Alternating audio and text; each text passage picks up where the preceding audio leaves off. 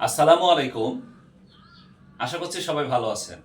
আমি আপনাদের সেলিম স্যার আরও একটি নতুন ভিডিও নিয়ে চলে এসেছি। আজকে আমি আপনাদের শেখাবো কিভাবে how to use verb correctly. আমি লক্ষ্য করেছি অনেকেই ভার্ব ব্যবহার ক্ষেত্রে কনফিউশন তৈরি করে। কোথায় ডু, কোথায় ডাজ, কখন ইজ, কখন আর, কখন হ্যাভ, কখন হ্যাজ, এগুলো অনেকে ভুল করে ফেলে এবং এটা হয় অনেকে জেনে ভুল করে, আবার অনেকে দ্রুত বলতে গিয়ে ভুল করে ফেলে, আবার অনেকে না জেনে ভুল করে। আমি আজকে এই ছোট্ট ভিডিওর মাধ্যমে খুব সহজে আপনাদের বুঝিয়ে দিব যে কখন ইজ, কখন আর, দ্যাট ইজ কখন সিঙ্গুলার ভাব ব্যবহার করতে হবে, কখন প্লুরাল ভাব ব্যবহার করতে হবে অ্যাকর্ডিং টু দ্য সাবজেক্ট। আমি আশা করি এই ভিডিওটি সম্পূর্ণ ভালোভাবে লক্ষ্য করে বুঝে দেখলে পরবর্তীতে ভাব ব্যবহার ক্ষেত্রে at the time of speaking আপনাদের আর ভুল হবে না। তাহলে চলুন শুরু করি। আজকে আমাদের টপিকটা হইল, লক্ষ্য করুন, how to use verb correctly, কিভাবে সঠিকভাবে ভার্ব ব্যবহার করতে হয় according to the subject, that is subject অনুসারে verb. You can also say as is the subject so is the verb. You have to use the verb according to the subject, that is if the subject is singular you have to use the verb singular, and again if the subject is plural you have to use the verb plural, that is as is the subject so is the verb. Subject singular হইলে verb singular, subject plural হইলে verb plural.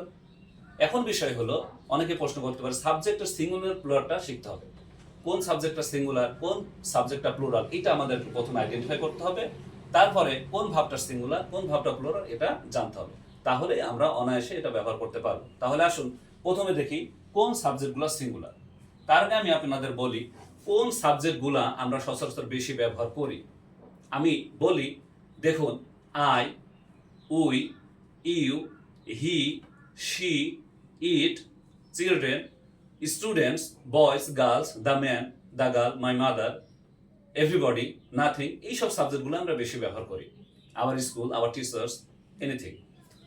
Subject যে কোনো কিছু হতে পারে, কিন্তু এগুলোই সবচেয়ে বেশি ব্যবহৃত হয়। এখন আমরা এগুলোর মধ্যে থেকে দেখব কোনগুলো সিঙ্গুলার হিসেবে ব্যবহৃত হয়, কোনগুলো প্লুরাল হিসেবে ব্যবহৃত হয়। এটার একটা রুলস আছে। রুলসটা কি এটা আমি এখন বলি। দেখুন, এই সাবজেক্টের প্রথমে পার্সন এবং নাম্বারটা চিনতে হয়, জানতে হয়। আমি এটা সংক্ষেপে আপনাদের বলার চেষ্টা করছি।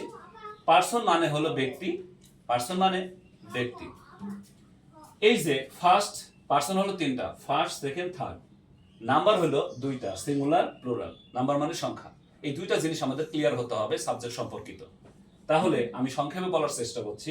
লক্ষ্য করুন, ফার্স্ট পার্সন হলো আই আর উই, সেকেন্ড পার্সন হলো ইউ, থার্ড পার্সন হলো বাকি সব। দ্যাট ইজ এই যে তিনটা আমরা এখানে দেখলাম, এই তিনটা বাদে যা আছে সবই হইল থার্ড পার্সন। আপনাকে এটা মনে রাখতে হবে, ঠিক আছে? এখন আসি এখানে সিঙ্গুলার। সিঙ্গুলার মানে লক্ষ্য করুন, সিঙ্গুলার মানে হলো এক, সকল একক জিনিসের সিঙ্গুলার।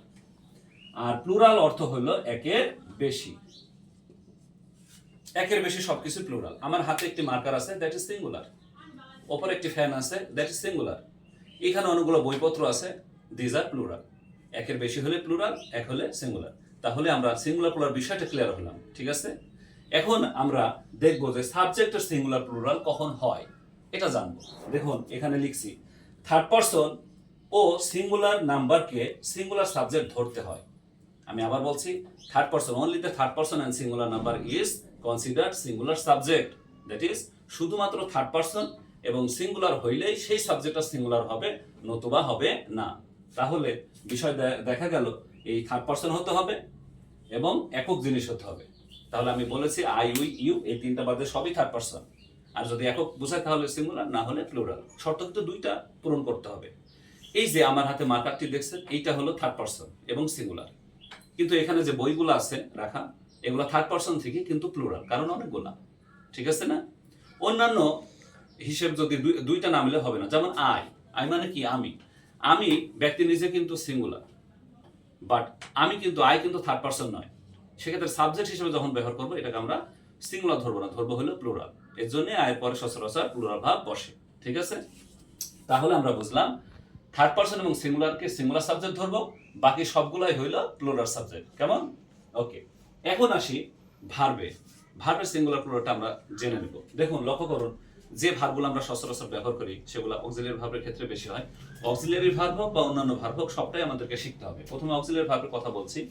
এই যে ডাজ, ডাজটা হলো সিঙ্গুলার, আর এই যে ডু, ডুটা হলো প্লুরাল। তাহলে ডু আর ডাজের মধ্যে does singular, do plural. Okay, is হলো সিঙ্গুলার, আর হলো প্লুরাল। এদের সাথে আরেকজন আছে, সেটা হলো এম। এমটা শুধুমাত্র আয়ের ক্ষেত্রে বসে, এর জন্য আমি একটু আলাদা করে লিখছি। এমটা শুধু আয়ের জন্য, এর জন্য এর কোনো ইয়ে নাই। ইজ হলো সিঙ্গুলার, আর হলো প্লুরাল। হ্যাজ হলো সিঙ্গুলার, হ্যাভ হলো প্লুরাল। ওয়াজ হলো সিঙ্গুলার, ওয়ার হলো প্লুরাল। ওকে, লক্ষ্য করুন, এই এর যুক্ত ভার্বগুলাই হলো, যে আমি এখানে লিখছি, এর যুক্ত ভার্বগুলাই হলো সিঙ্গুলার। সোজা কথায় মনে রাখবেন, যে সকল ভার্বের সাথে এর যুক্ত থাকবে সেই ভার্বটি হলো সিঙ্গুলার, বাকিগুলা সবই প্লুরাল। এখন মূল ভার্বের ক্ষেত্রে অন্য যে কোনো ভার্ব আপনি নিতে পারেন। যেমন ধরুন টেক, টেক্স। এই টেক হলো সিঙ্গুলার, টেক্স হলো প্লুরাল। গো, গোজ। গো হলো প্লুরাল, গোজ হলো সিঙ্গুলার। যেখানে আপনি ভার্ব চিন্তা করবেন, এর যুক্তটাই সিঙ্গুলার আর এর ছাড়াটা প্লুরাল ভার্বের ক্ষেত্রে। ওকে, এখন একটা বিষয় আপনাকে লক্ষ্য রাখতে হবে যে নোট। নোট দেখুন, এই এমটা শুধুমাত্র আয়ের ক্ষেত্রে বসে। এম শুধু আমরা আয় বসাবো। আয়ের ক্ষেত্রে যদি এমই দ্বারা আমরা ব্যবহার করি, তাহলে আয়ের সাথে এম বসবে, নতুবা বসবে না, কোথাও বসবে না। আর ওয়াজ, ওয়াজের একটু ডিফারেন্স আছে। ওয়াজটা আয়ের সাথেও বসবে এবং অন্যান্য থার্ড পারসন সিঙ্গুলার হলে বসবে। দ্যাট ইজ, অন্যান্য সিঙ্গুলার সাবজেক্ট হলে আমরা আয়ের সাথে ওয়াজ বসাবো, আয়ের সাথে ওয়াজ বসাবো, অন্যান্য থার্ড পারসন সিঙ্গুলার হলে ওয়াজ বসাবো। যেমন আই ওয়াজ, হি ওয়াজ। ওকে, তাহলে আমরা বুঝলাম যে সাবজেক্ট সিঙ্গুলার কোনগুলা, ভার্ব সিঙ্গুলার কোনগুলা, সাবজেক্ট প্লুরাল কোনগুলা, ভার্ব প্লুরাল কোনগুলা। আমি এক কথাই বলতেছি, থার্ড পারসন সিঙ্গুলার নাম্বার হলে সেই সাবজেক্টটাই শুধু সিঙ্গুলার, বাকি সব প্লুরাল সাবজেক্ট। আর ভার্বের ক্ষেত্রে ভার্ব যদি এর যুক্ত থাকে তাহলে সিঙ্গুলার, নতুবা প্লুরাল। তাহলে আমরা সাবজেক্টের সিঙ্গুলার প্লুরাল শিখলাম, ভার্বের সিঙ্গুলার প্লুরাল শিখলাম। এখন আমরা দেখব রিয়েল লাইফে, ডে টু ডে লাইফে আমরা কিভাবে এটাকে অ্যাপ্লাই করব। এখানে এক্সাম্পল লক্ষ্য করুন, দেওয়া আছে উই ইজ আর সরি। এখন এই সাবজেক্ট উই দেখে আমরা ইজ না আর এটা সিলেক্ট করব সহজভাবে। দেখুন, উই হলো first person, that is plural subject, কারণ সিঙ্গুলার হতে হলে থার্ড পারসন হওয়া লাগবে, আবার সিঙ্গুলার হওয়া লাগবে। তাহলে এটা উই যেহেতু আমরা অনেক প্লুরাল, তাহলে সাবজেক্ট যেহেতু প্লুরাল, ভার্বটা আমাকে প্লুরাল ব্যবহার করতে হবে। আমরা জেনেছি এর যুক্ত ভার্বটা সিঙ্গুলার, অপরটি প্লুরাল। তাহলে এই প্লুরাল ভার্বটি আমরা এখানে ব্যবহার করব, that is we are sorry. Okay, আবার দেখুন next example number 2, they have has power. They third person, একটা শর্ত পূরণ হয়েছে, দে থার্ড পারসন, কিন্তু দে মানে তারা, অনেকগুলা, প্লুরাল হয়ে যাচ্ছে, সিঙ্গুলার হচ্ছে না। তাহলে এটাকে আমরা সিঙ্গুলার সাবজেক্ট ধরবো না, ধরবো কি প্লুরাল সাবজেক্ট। এই জন্য আমরা এখানে দে হ্যাভ পাওয়ার ব্যবহার করব, দে হ্যাভ পাওয়ার। ওকে, এখানে দেখুন I do does not like ইট, কোনটা হবে, ডু না ডাজ? ভাবুন তো, ডু না ডাজ? তাহলে আইকে যেহেতু প্লুরাল সাবজেক্ট হিসেবে গণনা করব, তাহলে অটোমেটিক্যালি হবে কি, do I do not like it. Okay, এখানে আছে দেখুন she was were, correct. She third person singular, third person এবং সিঙ্গুলার, শি একা, সে থার্ড পারসন এবং সিঙ্গুলার, এই যে একটা পাওয়া গেছে থার্ড পারসন এন্ড সিঙ্গুলার, এই সাবজেক্টটা আমরা সিঙ্গুলার ভাব গ্রহণ করবে, that is she was correct. এখন একটা বিষয় আপনাদের মনে করে দিই, আমি এটা ভাগ করে রেখেছি, এখানে ইজ আর, এখানে হ্যাভ হ্যাজ, এখানে ডু ডাজ, এখানে ওয়াজ ওয়্যার। এটা ক্ষেত্র অনুসারে, ওয়াজ ওয়্যার চিন্তা করলে আবার এটা চিন্তা করা যাবে না, আবার এটা চিন্তা করলে এটা চিন্তা করা যাবে না। ক্ষেত্র অনুসারে, টেন্স অনুসারে যখন আমরা ব্যবহার করব, এটা লক্ষ্য রাখবো যে ওয়াজ ওয়্যারের সাথে সম্পর্ক, ডু ডাজের সাথে সম্পর্ক, হ্যাভ হ্যাজের সাথে সম্পর্ক, ইজ আর এর সাথে সম্পর্ক। যখনই আমরা এটা ব্যবহার করব, সিঙ্গুলার সাবজেক্ট হলে সিঙ্গুলার ভার্ব, প্লুরাল সাবজেক্ট হলে প্লুরাল ভার্বটি ব্যবহার করব। ঠিক আছে, তাহলে কি হবে, she was correct, I do not like it, they have power, we are sorry. Okay, I hope you understand. আমি আশা করছি আপনারা বুঝেছেন এবং এটা বাসায় বেশি বেশি প্র্যাকটিস করবেন। যারা ইংরেজি শিখতে চান, কারেক্ট ইংরেজি শিখতে চান, আসলে দেখুন spoken English is matter of practice and you have to be careful about speaking correct sentence.